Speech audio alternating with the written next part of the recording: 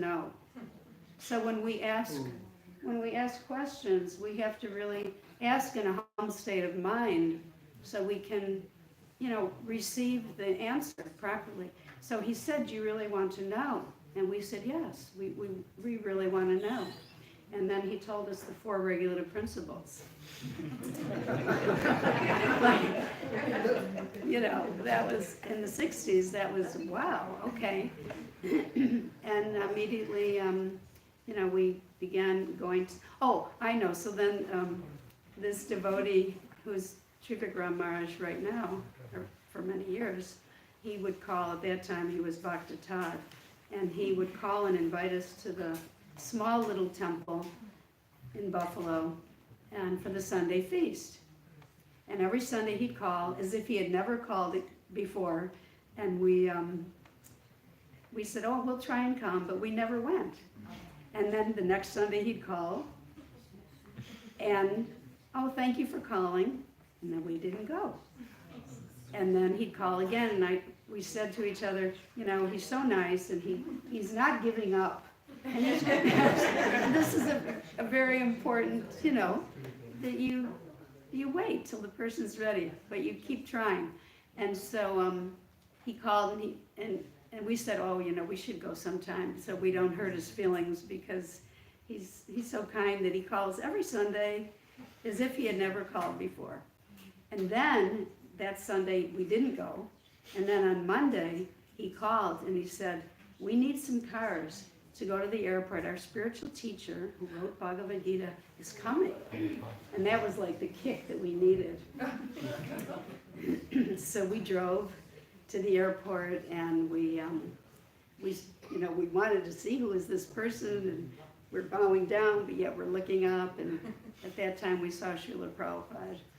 And then we did go back to the temple, and the smells of the dal that they were cooking, and Lord Jagannath was there, and we had never seen Lord Jagannath before, and oh my God, they were so amazing and so not of this world. And that was 1969. So from 67 to 9, the seed was like germinating from 67 to, it's like a year and a half to 69. And Prabhupada spoke, and I remember when I saw him, I immediately felt he is the general of the army, the captain of the ship that I want to be on. And it was like, he's mine, that was it, And again, that evening, a student, Gopal was telling, I think somebody was telling this morning about, or maybe it was Maharaj, a man, who asked a question in London, very puffed up, very, full of himself. And so the student asked Prabhupada, he goes, "Swamiji, are you happy?" Just like that, we were like. And Prabhupada was very calm, and he said, "Will you accept my answer if I tell you?" Again, we have to be receptive. And as soon as he said that, the boy just deflated and got calm and said, "Yes, I'll accept your answer." And Prabhupada said, "Yes, I am happy." Like that. So, so then we followed him we went to Columbus, Ohio, which we talked about this morning. That was amazing Sankirtan. The whole student union, 2,000 people were standing and jumping and chanting in their seats, and it was really beautiful. And then we went to New Vrindavan. We wrote Srila Prabhupada after we had been serving at the temple, and we asked if we could get initiated and and married. And he said, "Come to New Vrindavan and we'll discuss the matter further." So he didn't just yes, yes, yes. So we went, and he performed a beautiful fire sacrifice, and he gave us initiation. And it was the very beginning, and all I knew is this is the Hare Krishna movement. And Hare Krishna. I was asking about you. You were here.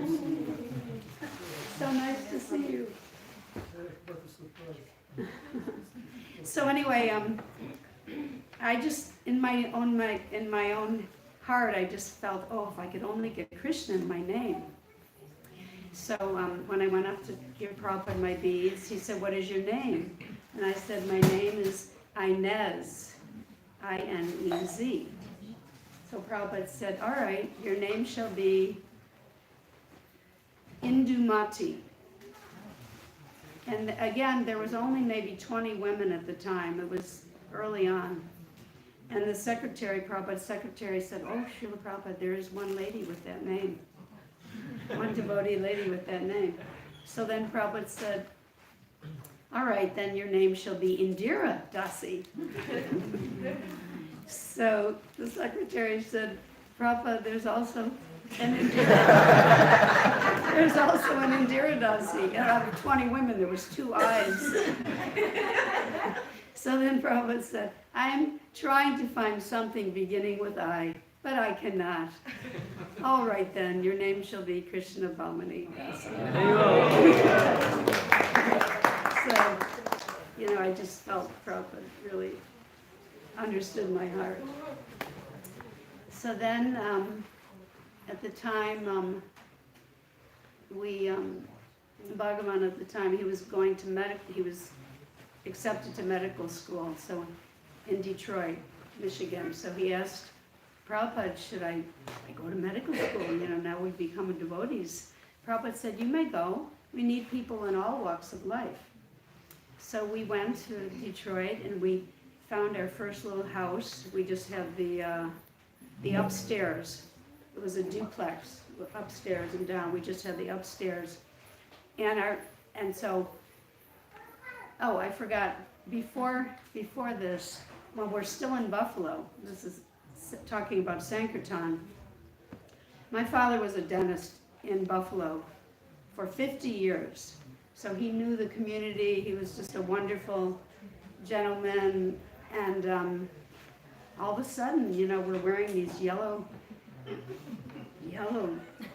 fabric and, doing Sankirtan in Buffalo where I grew up. I had so many friends. Even to this day, I'm friends with all the people I grew up with. But then, it was a big thing because our parents, they didn't understand. It was the 60s, there was drugs, and there was, political unrest, the Vietnam War, and Buffalo was considered at the time the Berkeley of the East. It was very revolutionary thinking. And so all of a sudden, here their children are chanting Hare Krishna. They didn't know what it was. And it was not easy in the beginning. It's so much easier now. Like we were talking this morning, the people my age now, they've all heard Hare Krishna for 50, 40 years. They accept it, even though they may not understand. They know we're part of society. Like they finally here in France, they recognize us as a bona fide religion. But in the beginning, in the early 60s, our parents, they didn't know what was going on. They thought this was craziness. And I remember, chanting, and our chanting parties were very small because there was just a few of us. And I just remember chanting outside on the street, and my girlfriend's father pulled up in a car, and my girlfriend, we grew up, we seen party together, we had our sleepovers, and he pulled up on the side of the street and he goes, "Inez, take off that sheet and get in the car." And I did not. I just, sorry, I did not. But it was very hard. And you may experience it now, new people.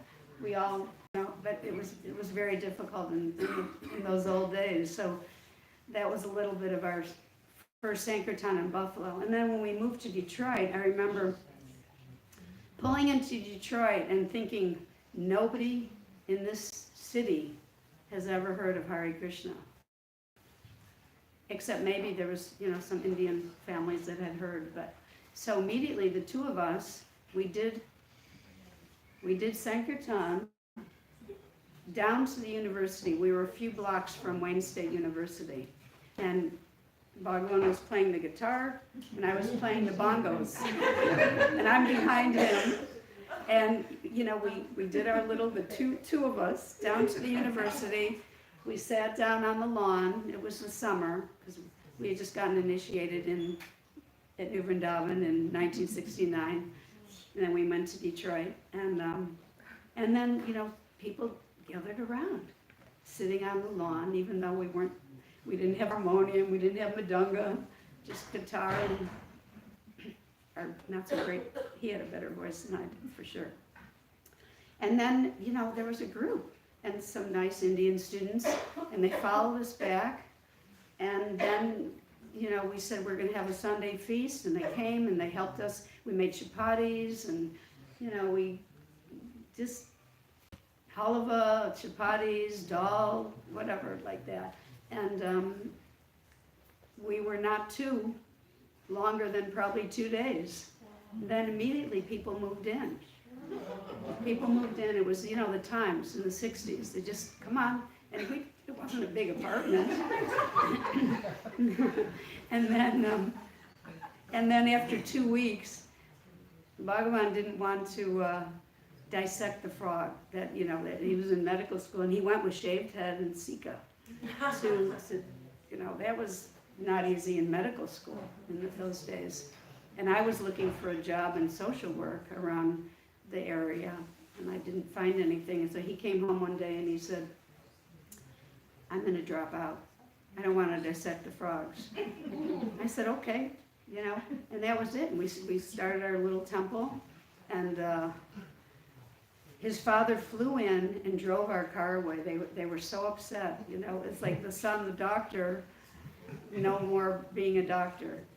So we were left with no car, and we, you know, every day we just did Sankirtan. We would go in the winter in front of the department stores. By then, you know, we very quickly people joined, and we wound up downstairs part of the building too. So we have the whole upstairs and downstairs. And every time I go to Detroit now, every time all our relatives live in Detroit, we do a whole tour. We go to the first temple, and then we moved a few years later to a very nice area, and we got a beautiful temple, and that's when Prabhupada came. Fisher Mansion. Pardon? Fisher Mansion. Oh, no, that wasn't the Fisher Mansion. The second home, the first home was West Forest. The second place was East Jefferson. It was beautiful. Now they're law offices, but beautiful building, and it was in a lovely neighborhood. And we met some very affluential people, and they would have us to their homes, and we would bring nice prasadam. And, you know, just the temple grew and grew. We had beautiful deities. Let's see, trying to think. Prabhupada came. My son at that time was just like a year and a half. He was still in diapers. And Prabhupada was, after he finished the Jaidwani prayers, I was holding my son, and Vaishnav Das, who Prabhupada also named, and we were also referring to him before he was born. We didn't know, at that time you didn't know girl or boy, you know, you didn't have that. But we were just saying, instead of saying the baby, we were saying to each other, the little Vaishnav. Just with it between us, because we knew it's not a baby, it's a devotee. And then when we called Prabhupada and said that we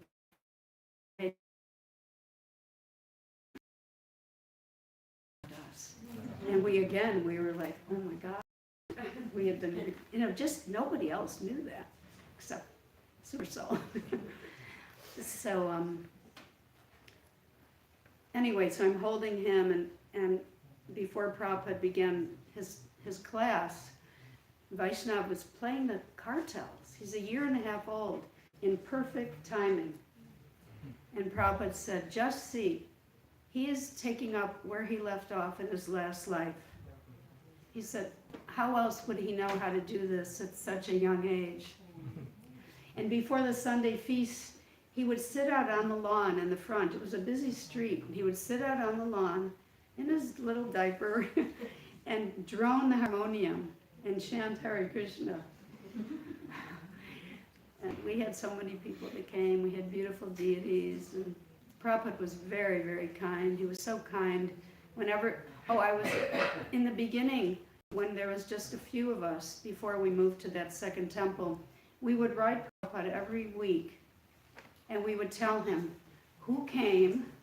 Bhakta John and Bhakta Ed came, and what we prepared for the Sunday feast. And Prabhupada would write back, "It is so nice that Bhakta Ed and Bhakta Tom have come, and that you made so-and-so prasadam." And every week we would give him the information, just like you have your Sunday program of who distributes what and Sankirtan. So we would give our information to Prabhupada, and he was very pleased.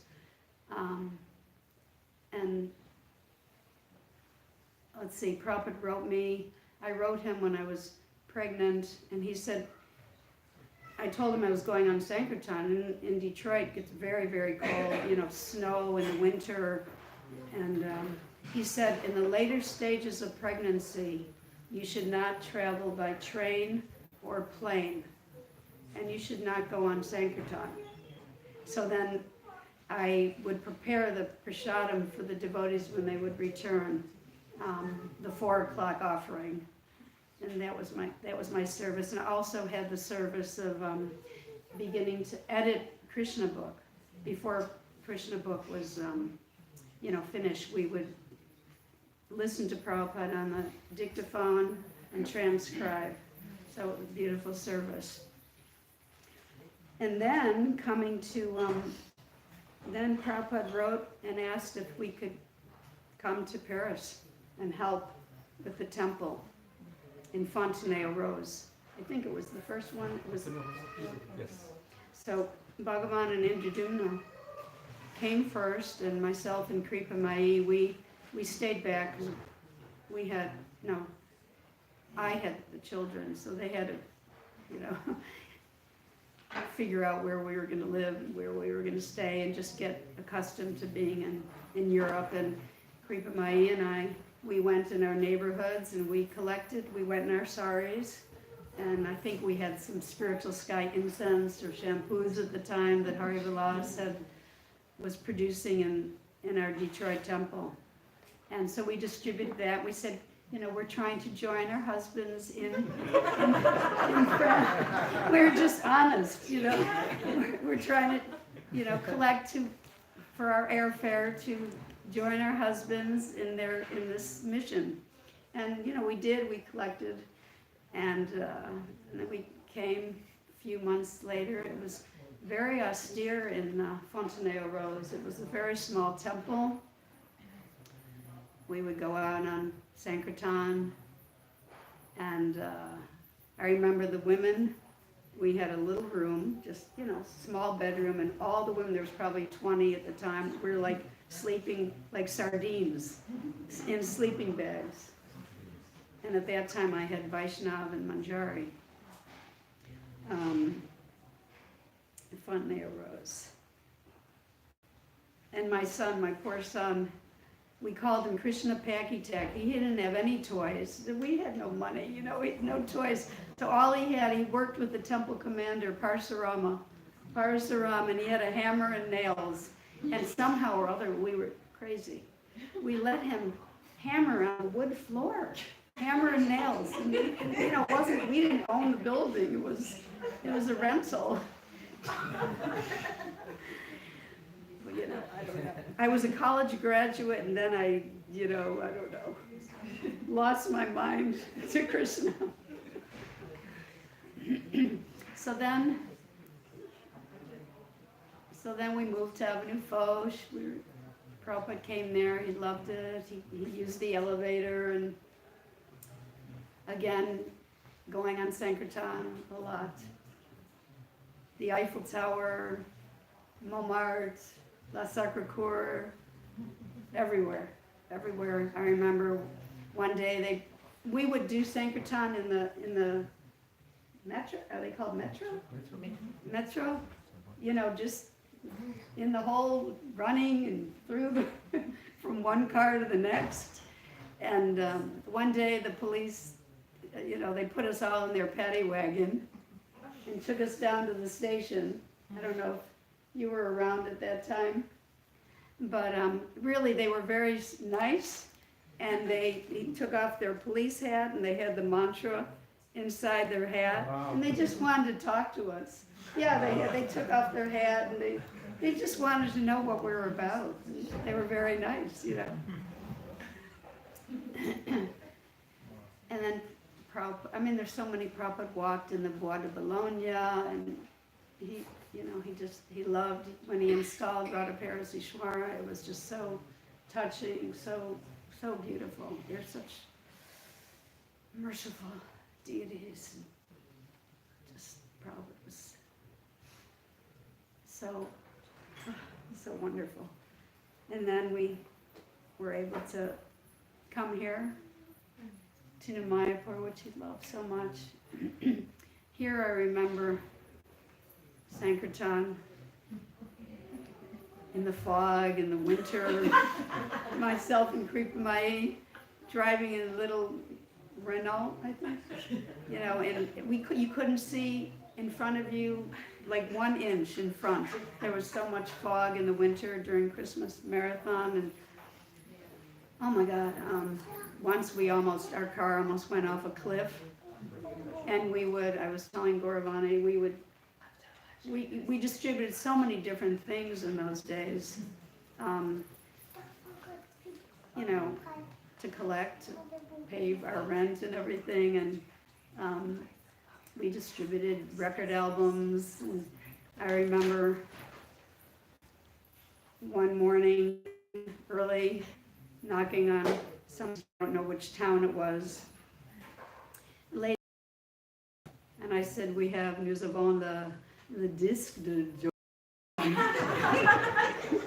And she said, oh, my husband loves George Harrison, come on in. I don't know if it was George Harrison or some other singer. I come in, he's stark naked, shaving, you know, it's the Francais, you know, he's shaving. And, you know, I just walk in, it's nothing, you know, I wound up selling them, you know, the record album and going on my way. So, you know, you expect, you don't know what you're expecting, but you're just depending on Krishna. I remember sometimes sleeping in the seasiest hotels. We would go for a month, and, you know, we had our Lakshmi, you know, locking the door and just hearing drunken people outside, and, you know, I mean, so many different experiences. You just sleeping with our money bag, and then I remember, you know, carrying the paintings. They were very heavy. We sold paintings at one time, and they were, you know, we'd get.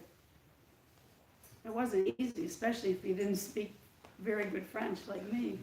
But I always prayed to Krishna, please send someone who doesn't mind my bad French and just a sweet soul.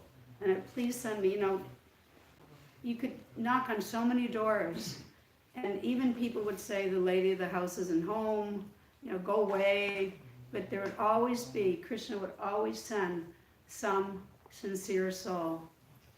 I never left the evening without, you know, meeting some kind person. And it was amazing. Some people, they couldn't understand if I just said, je m'appelle, you know, my name. Je ne comprends pas. You know, they didn't want to understand. They wouldn't understand one thing, like, you know, bonjour. Je ne comprends pas. You know, but then there was others that were so sweet, they would understand whatever I say. We, in France, if our car broke down, nobody would want to help us. But when we went to Amsterdam, the minute we crossed the border, everybody, were so kind. It was funny, but they were softer in the south of France. People were more relaxed in the south. I remember going in the south in Biarritz for a month, and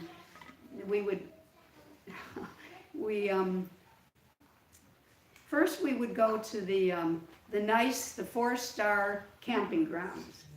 It was terrible. We didn't stay there. We would just check it out.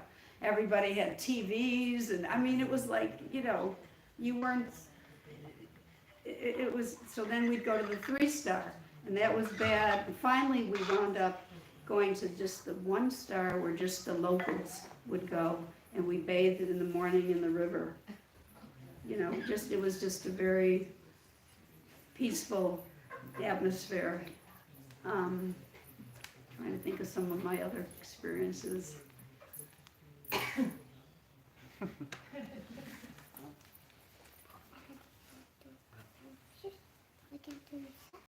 Oh gosh, I'm having a blank for a minute. Pardon? Srila Prabhupada in Mayapur. Oh. Well, I was just thinking of some of the Sankirtan.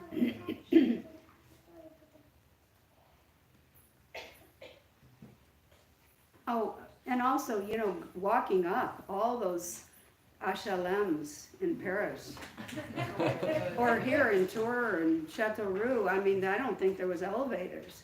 Carrying these big paintings, up and down, and up and down. But Krishna always, there were some sweet souls, always, and you know this, For every 10, there would be one kind-hearted soul.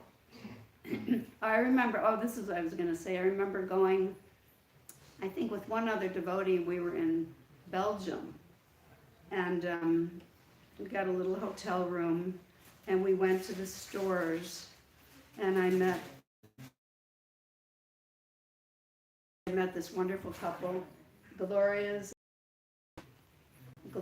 and Stan, and they invited me into their store, and they bought the whole set of Bhagavatams, and then they invited us to come to their home for the evening. I had a briefcase at that time with a video, movie screen, and I had a video of Prabhupada or whatever it was, what we were showing. I don't know if it was of New Mayapur, but it was of the Krishna, Hare Krishna people, and so it was really cool. So in the hotel room, I got cauliflower, and I made the flour, and I made samosas in the hotel room, and then I took them, but I didn't bake them in the hotel room. I didn't have, but I made the filling. How did I make the filling? I must have had a hot plate or something. So I made the filling and filled the samosas, the dough, and then took it to her house and put it in her oven. And so we had samosas, and she probably offered us tea, and then we showed the movie, and that's how we. And then they came to New Mayapur, and they wound up moving here. And he was a dentist, and she was an artist, and lovely people. For a while they came and stayed here. So that was another very wonderful Sankirtan experience. You just never know when you are distributing books and magazines, and they see you in your dress. That's all Prabhupada would say. They know, you see a policeman, he's wearing his police uniform, you know what to ask of him. So they see a devotee and they immediately think like a monk. And Prabhupada came here, he loved New Mayapur. I remember making small little garlands out of cornflowers. Those, I don't know if you still have those here? Yeah. The little purple, and dressing the deities. It was so fabulous. They're looking so elegant these days.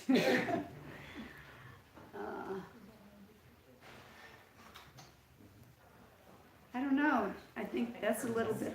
What else? Oh, the story. Oh, I forgot to tell you. So I had a lot of experiences with Prabhupada that I say, like in the Nectar Devotion, it describes you can have, mine were like a little bit in horror. Like horror, I don't know. So they were very sweet in the beginning. I'd write Prabhupada, he'd write me back. He'd always offer, give my blessings to your sweet son and daughter. But there were some times in London, we went to see Prabhupada in Bhaktivedanta Manor. And there was one story where I, during the day I was with the kids. They were little, so I couldn't do much service. So I stayed up all night. I managed to get a hold of some saffron silk, and I wanted to make Prabhupada a kurta. And I wasn't the greatest sewer, but I was making an effort. So I stayed up all night in the sewing room, and I made Prabhupada a kurta, and I wanted to give it to his secretary before the opening of the deities, before Guru Puja. So I finished it, and I turned it inside out. It was probably about 4:30 in the morning. And when I put it on its right side, in those days there were these inserts under the arms of the men's kurtas. I don't think they make them like that now, but there was like 2 panels, and I had put them in wrong. And when I turned it inside out, there were like 2 cones sticking out. These just silk cones sticking out. It was terrible. And it was like almost time to give it to him. And there was only 2 women in the sewing room. It was late. It was 4 in the morning or whatever. And I went to one. She was an older devotee. And I said, Prabhu, can you please help me? And she said, no. Who said you could do something for Prabhupada? I'm his servant. And I was like, and then there was a new devotee, Bhaktin. And she said, I'll help you, Prabhu. And she helped me. And it was so kind of her. And so then I presented it to Shruti Kirti, and he gave it to Prabhupada, and Prabhupada put it on, and he said, Prabhupada spun around, and he said, what a beautiful dancer I am. What a beautiful dancer he is. So that ended well. And then the same, 2 more stories at the Bhaktivedanta Manor. We had no money, and I had the kids, the babies, and so I made some popcorn. But it was not for me to give, but I wanted the children, to give a bowl, to give Prabhupada some popcorn, because it was something they could give him. So he's coming down the path, and he's seeing that there's a bowl, but it was covered, It was, what do you have for me? Is it rasgulla? Is it kachori? I'm thinking, he's not saying that, but and they wouldn't give it. They wouldn't give it. Whoa, what do you have? I was so embarrassed. Like, wants to offer Prabhupada popcorn. So that was uncomfortable. And then, this is the worst. Then, there's a few more.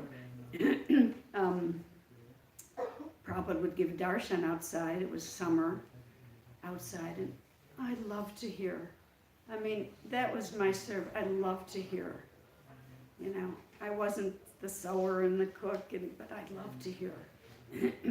And so my son was crying. I don't know how old he was. Maybe 2 and a half or something.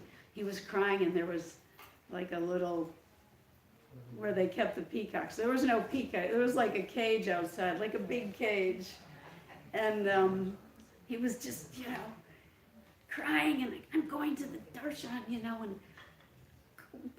I put him in this cage. I put him in the cage. It was empty, but it was like, be here and stop crying, And then I went to the darshan. It's outside. I'm sitting down outside, and all of a sudden you could hear this baby crying, because the sound travels. It's summer, and all of a sudden Prabhupada goes, "What mother is neglecting their child?"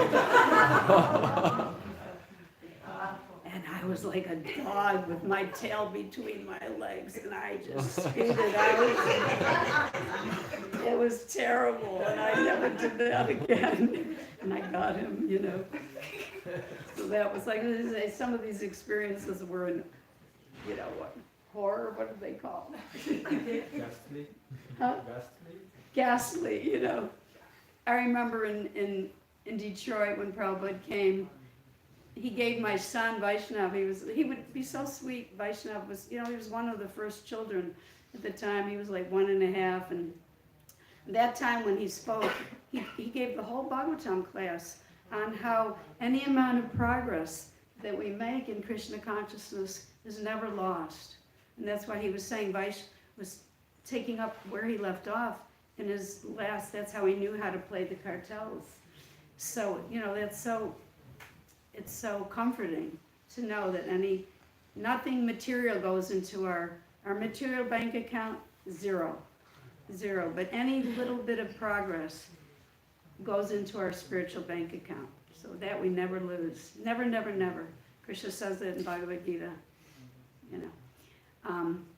So in Detroit, we were going to the airport, and Prabhupada gave Vaish a big, it was called an all-day sucker. Somebody had probably given it to him, big lollipop. And he was holding it. And then I think as soon as Prabhupada got on the airplane or something, all the brahmacharis dove for the lollipop, and all Vaish was left with was a stick. They grabbed it because it was Maha from Prabhupada.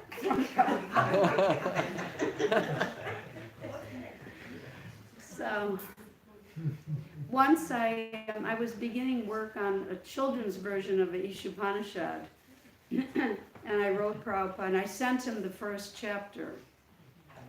And he wrote back, and he said, for children, it must be very easily understood. He said, for example, how would they know the word Brahmajyoti?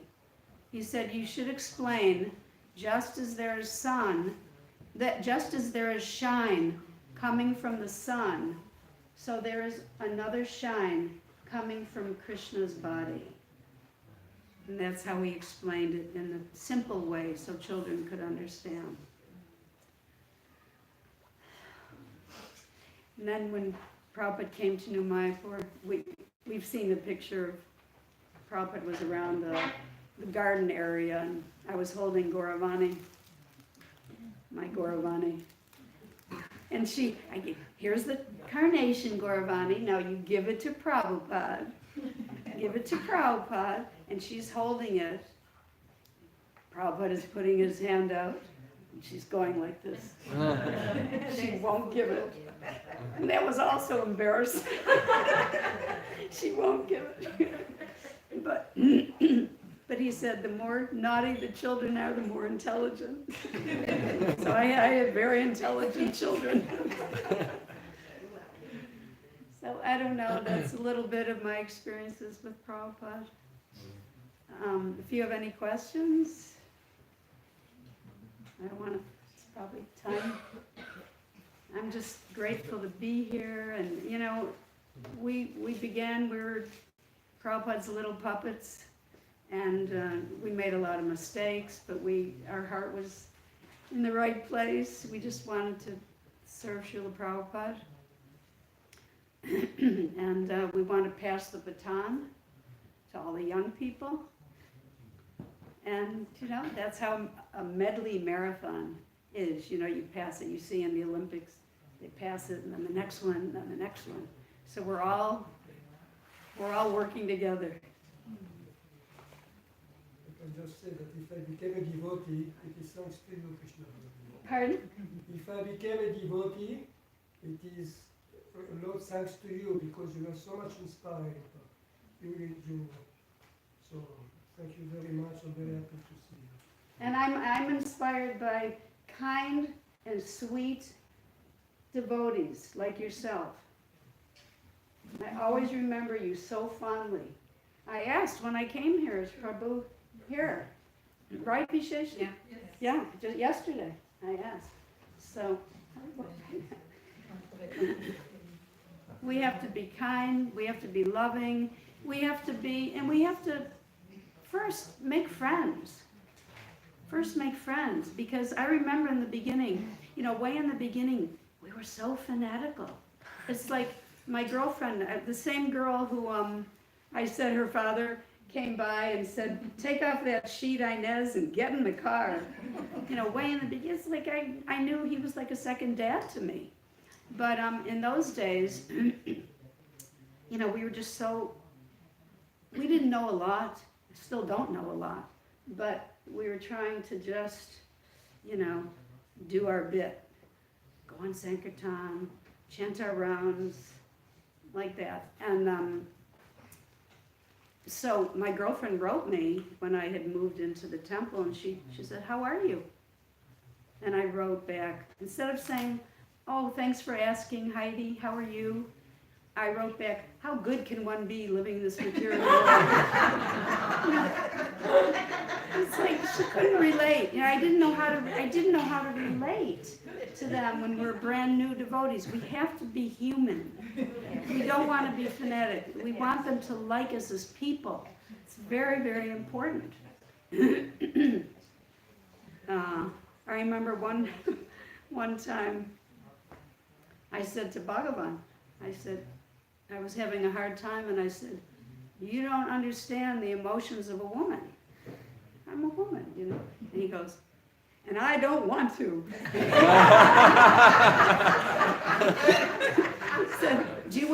He said, do you want to die thinking you're a woman or a devotee? A devotee. So it's like we have to find a balance. We were too fanatic in the beginning, but maybe we had to be to just get things going. But now we don't have to be like that. We can be loving human beings and relate with our family and our parents and, our relatives. Just be kind people, and then they'll really appreciate. That's the essence. Love thy neighbor as thyself. Yes. So the fisher, when Ambarish Prabhu, Alfred Ford, came into place, the Fisher Mansion was the third temple in Detroit. Yeah, we actually left Prabhupada. We left before the Fisher Mansion. We came here in 72. A beautiful temples in Detroit, with a beautiful place. Yeah, and every time I go visit my family, we go to all the centers. And we used to chant in front of the department store Hudson's, and I took a picture just ago. It was my brother-in-law's birthday, and it was so funny. My husband's brother, he was turning 80, so we went to surprise him. So we have to learn how to be with everybody, and they respect us, we respect them, and usually when I would go to visit, I always would have them, they would so kindly take me to all the different temples. There's a new temple now in the suburbs of Detroit, and they always would take me. They went for Radhastami, and they always, Hare Krishna, Hare Bo, we say on the phone, I love you, Hare Bo. And this last time, because it was my brother-in-law's birthday, I didn't make any plans. It was like they had made the whole weekend for him, all his memories, visiting his high school, his public school, where he worked, where the father worked, the house that they grew up in. We went to all those places. So I had no intention of, take me to the Krishna temple. It was their weekend. So it's on his birthday. Later in the day, we're in Detroit. We took a picture, both of us, in front of the department store, chanting, and we went by the different, and then he goes, let's go to the Fisher Mansion, let's go to the Krishna temple. And I was like so surprised, because it wasn't coming for me, it was his birthday, and this is what he wanted to do on his birthday. And so we went to the Fisher, nobody was there because it was before, I don't know if it was a Saturday or a Sunday, and then people were coming later for Artik. But no one was there. We had the whole temple to ourselves, and Prabhupada and the Bhagavatam and all the bookstore, and it was so sweet. So we were talking about, Prabhupada said generations before and after, they'll all benefit. We don't understand how that happens. I was telling how I went to see my mom before she passed. I was with her for the 10 days before she passed. My mother was 103. And 2 weeks before, my daughter Manjari and I went. She was fine. We went and Manjari brought her little harmonium. And my mother lived in an assisted living, and they would have, programs, entertainment.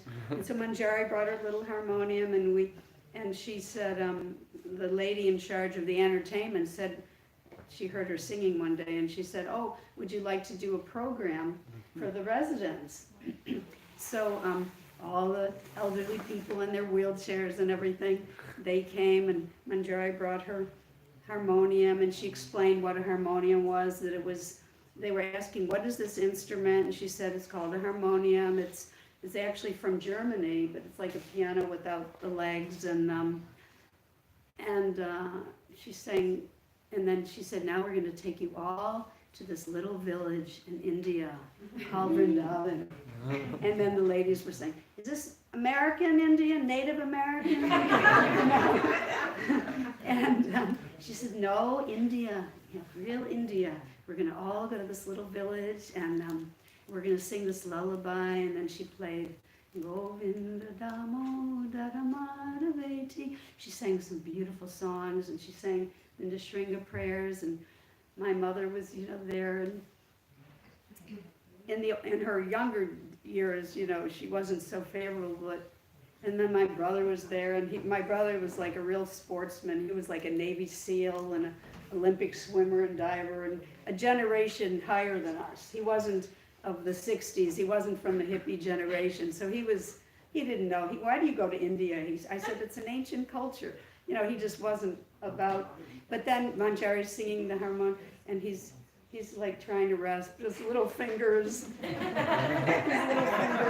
like this. So he's listening. Then I heard him tell his wife, oh, she's doing her Krishna thing. When I would sing to my mother or whatever. So, everybody benefits. Yeah. Everybody that comes in contact somehow or other by Krishna's mercy, Prabhupada's mercy. So, please all give me your blessings, and I give you, pass the baton. Thank you. Thank you so much.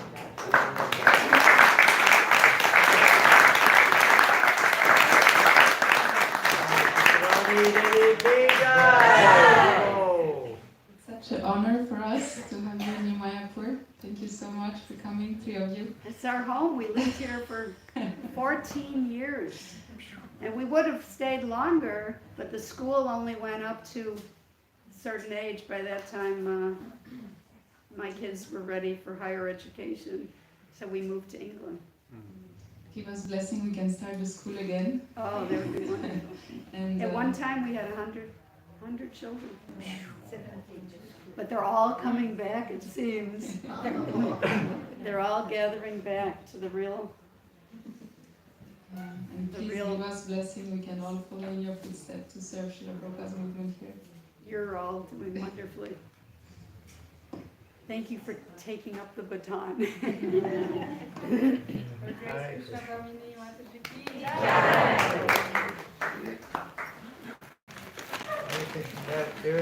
So you can say there's a short presentation, no? Pardon? I think it's worth doing it now. No? Okay. And possibly, I don't know, possibly say Yeah, Dayal is giving class now, Oh, I see. and the film is really key. 7, but I feel that What is this presentation? I mean, I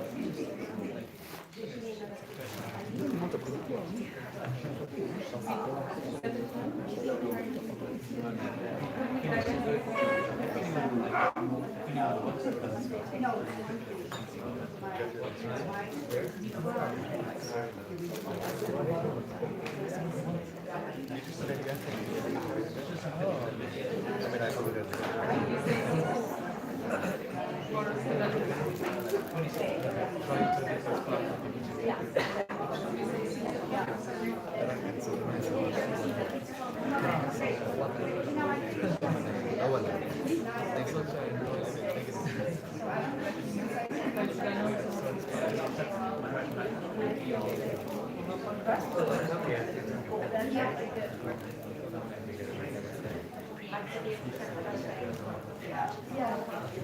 s'enregistre encore?